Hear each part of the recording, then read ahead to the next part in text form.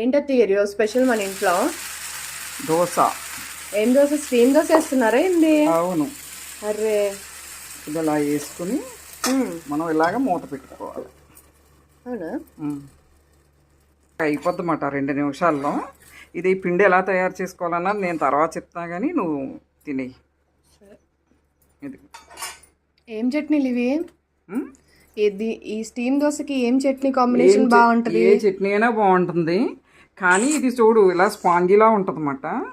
మనం తిన్నామంటే నోట్లో బ్రెడ్ తిన్నట్టే ఉంటుంది, అంత టేస్ట్ ఉంటుంది. ఏ చట్నీ అయినా పెట్టుకోవచ్చు, నో ప్రాబ్లం. నేను టేస్ట్ చూసి చెప్తా.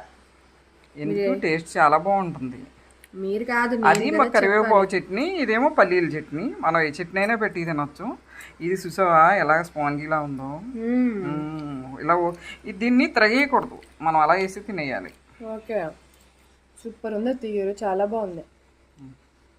చల్ల చల్లగా ఉంది ఇక బయట. ఈ వేడి వేడిగా ఈ స్టీమ్ దోశ తింటుంటే బా సూపర్ ఉంది అసలు.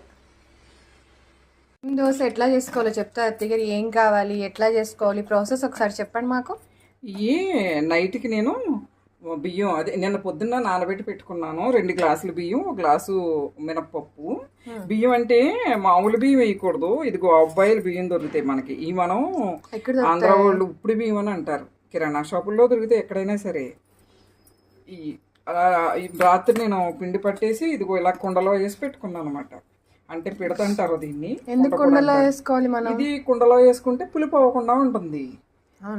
ఫ్రిడ్జ్ లో పెడితే పులుపు లేకుండా కమ్మగా ఉంది బయట ఉన్నా సరే. ఇది మనం 2 రోజులైనా ఇలా పెట్టుకోవచ్చు.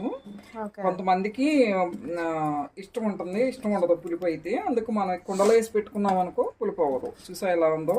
ఇందులో మనం కొంచెం తినే సోడా కలుపుకుని దోశ వేసుకున్నాం అనుకో సూపర్ వస్తుంది. చూస్తున్నారు కానీ లైక్ చేయట్లేదు. ప్లీజ్ లైక్ చేయండి. Thank you all. బాయ్.